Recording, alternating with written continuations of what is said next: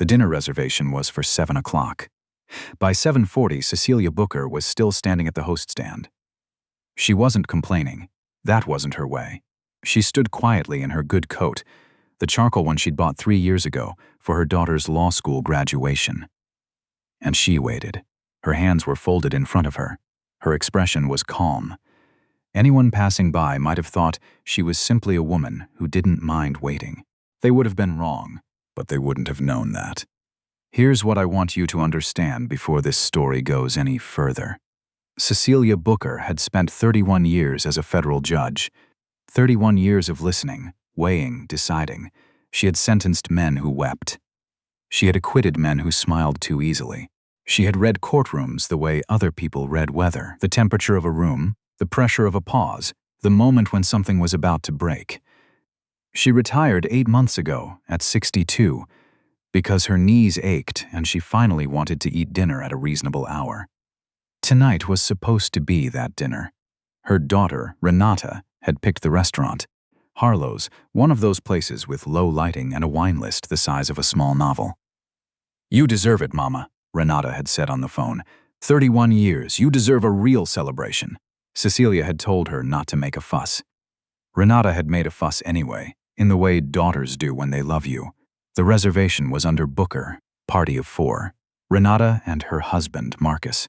Their friend, a man named Philip who'd clerked for Cecilia back in 2009, and still called her Judge Booker, even though she kept asking him not to, and Cecilia herself, in her charcoal coat, standing at the host stand at Harlow's while 3 other parties, all of them white, all of them arriving after her, were greeted, smiled at, and led to their tables. She noticed. She always noticed. 31 years of reading rooms will do that to a person. The host was a young man, blonde, early 20s, with the practiced ease of someone who believed his smile was a kind of currency. His name tag said Bryce. He had a leather-bound reservation book open in front of him and a phone in his other hand, and he moved with the particular confidence of a man who had never once considered that he might be wrong about something. He walked past Cecilia twice. The second time, she said, quietly, "Excuse me." He stopped, really looked at her, and something shifted behind his eyes. Not cruelty, exactly, not the deliberate kind. It was more like an adjustment, a recalibration, the way a person's face changes when they decide, without thinking that someone isn't worth their full attention. "Can I help you?" he said. "I have a reservation," Cecilia said. 7 o'clock. The name is Booker. He looked at his book, looked up, looked at her coat, looked at the book again. "I don't see it," he said. "It would be under Booker, Booker, party of 4. I'm not seeing a Booker." Cecilia didn't move. She had learned a long time ago that stillness was a kind of power. People underestimated still people. They mistook quiet for weakness. She had built an entire career on that misunderstanding. "Could you check again?" she said. Bryce sighed, barely audible, but there, and made a show of running his finger down the page. "Ma'am, I've checked twice. There's no reservation under that name. My daughter made it last week." "A lot of people make reservations and then they don't." He paused, chose a different word. "Sometimes there are mix-ups. The earliest I could seat you would be 9:30. 9:30, 2.5 hours from now." Cecilia looked at him. She thought about what she wanted to say. She thought about what she was going to do instead. She thought about Renata, who was probably parking the car right now, who had put on her good earrings for this, who had said, "You deserve it." Mama with a kind of fierce, quiet pride that still made Cecilia's chest ache. "I'll wait for my daughter," Cecilia said. "She should be here shortly." "You're welcome to wait in the bar area," Bryce said, and the way he said it, the slight lean on bar area, the faint implication that maybe that was where she belonged, was the kind of thing a person could dispute or not dispute, and either way, they'd lose something. Cecilia walked to the bar area. She sat on a stool. She ordered a glass of water because she didn't particularly want anything else, and she waited. Renata arrived at 7:52, slightly breathless, her braids pinned up, her husband Marcus 2 steps behind her. Philip came through the door a minute later with his coat half on and his glasses crooked, the way he'd always looked when he was rushing, even back when he was 24 and terrified of getting anything wrong. "Mama, I'm so sorry." The parking was. Renata stopped. She read her mother's face. Renata had been reading her mother's face for 34 years. What happened? They say there's no reservation. Marcus's jaw tightened. He was a good man, Marcus. Patient, principled, the kind of person who believed in giving people the benefit of the doubt until the evidence made it impossible. He looked at his wife. He looked at the host stand. I made that reservation 11 days ago, Renata said. I have the confirmation email. Then show them, Cecilia said simply. Renata walked to the host stand. With her phone in her hand, Cecilia watched from the bar. She watched Bryce's face as Renata showed him the email. The timestamp, the confirmation number, the name Booker. Party of 4, 7:30 p.m. She watched him look at the screen. She watched the moment he understood that the problem wasn't a clerical error. She had seen that face before. In courtrooms, on witness stands, the face of a man recalculating. There must have been a system issue, Bryce said. We've been having trouble with our online booking. Renata looked at him for a long moment. My mother has been waiting for almost an hour. I sincerely apologize for the inconvenience. She was here at 7. She had a confirmation. You told her there was no reservation and put her in the bar. I can seat you now if... I'd like to speak with the manager, Renata said. The manager's name was Theo Aldridge. 40-something, trim, with the slightly hunted expression of a man who spent most of his evenings putting out fires. He came out from the back, wiping his hands on a cloth, and when Renata explained what had happened, he listened carefully, nodding in the way that managers learn to nod, attentive, neutral, non-committal. Then he looked at Cecilia, who had walked over by now and was standing at the host stand with her coat still on, her hands still folded. Ma'am, I want to personally apologize, Aldridge said. We had some issues with our reservation system this evening, and I understand your party was affected. That is completely unacceptable, and I take full responsibility. It was a good speech, smooth, practiced, and it said absolutely nothing about what had actually happened. Cecilia let him finish. Then she said very calmly, Your reservation system wasn't the issue. Aldridge blinked. My daughter showed your host a confirmation email with a timestamp and a confirmation number, and he chose to attribute the problem to a system error. That may be the explanation he's comfortable with. It isn't the accurate one. Silence. Philip, behind her, made a very small sound that might have been a cough. I'm not sure I understand what you're suggesting, Aldridge said carefully. I think you do, Cecilia said. I think you're a man who runs a good restaurant and doesn't want trouble, and I think on most nights that instinct serves you well. But I want you to understand what happened tonight, clearly, so that we're not pretending it was something it wasn't. Aldridge looked at Bryce. Bryce was looking at the floor. I'll personally ensure your party has the best table we have available, Aldridge said. Dinner will be on the house this evening. That's kind, Cecilia said. I'll also need the name of your regional director. Another silence, a different kind. I'm happy to provide that, Aldridge said. His voice had changed slightly. Thank you, Cecilia said, and she finally took off her coat. They were seated at a corner table by the window. The best table in the restaurant, as promised, the kind of table with a small vase of white flowers and a view of the street below, where the city moved and glittered in the November dark.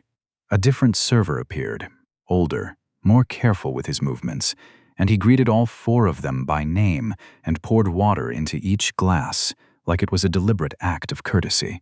It was almost enough to undo the evening. Almost. Renata kept touching her mother's hand across the table. She'd been doing it since they sat down.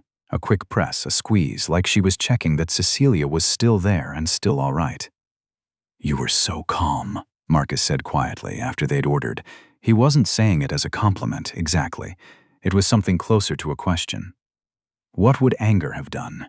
Cecilia said. Made me feel better, Renata said, and Philip laughed, and Marcus looked at the ceiling, and even Cecilia smiled. A real smile, the kind that took up her whole face and made her look 20 years younger. You always taught me, Renata said, more quietly now. You always said, let the record speak. The record usually does, Cecilia said. What Cecilia didn't tell them at dinner, what she hadn't told any of them, because it wasn't the kind of thing you said out loud without it sounding like a threat, was that she had recognized Harlow's, not from a personal visit, from a file. 12 years ago, when she was still on the bench, a discrimination case had come before her district court involving a restaurant group called Aldridge Holdings. A family business. The Aldridge family. The case had been settled before it reached trial, which meant it hadn't become public record in any meaningful sense. But Cecilia had read the briefs. She remembered them. She didn't know if Theo Aldridge was the same family. She suspected he was. She didn't say any of this at the table. She let Renata order the lamb and Philip talk too much about wine, and Marcus quietly eat his dinner with the careful dignity he brought to everything. She let the evening be what Renata had wanted it to be, a celebration, a rest, a table by the window on a November night. But when she got home, she sat down at her desk and she wrote a letter, not an angry letter. She had never written angry letters. Anger made people defensive. Defensiveness made people stupid. Stupidity made problems worse. She wrote a clear letter, a factual one, the kind she had spent 31 years shaping and refining. She documented the time of arrival, the name of the host, the nature of his response, the comparison with other parties who had been seated without verification. She noted the manager's initial response and his subsequent behavior. She included the confirmation email number.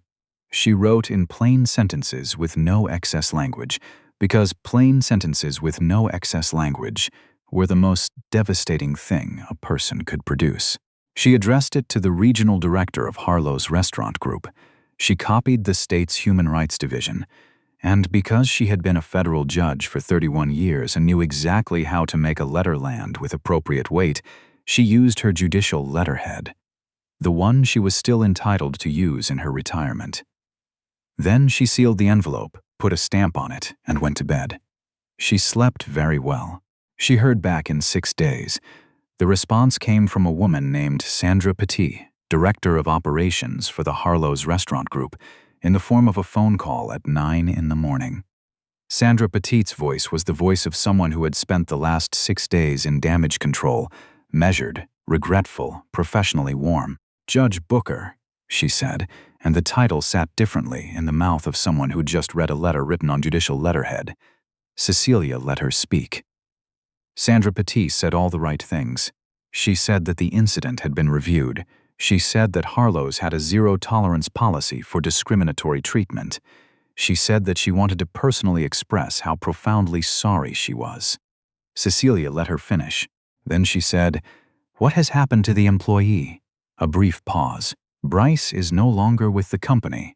And what has changed in your training protocol?" Another pause. Longer. "We are currently conducting a full review of our front-of-house training and customer interaction standards, with a specific focus on." "I'm going to ask you to put that in writing," Cecilia said. "A written commitment to the specific changes, with a timeline.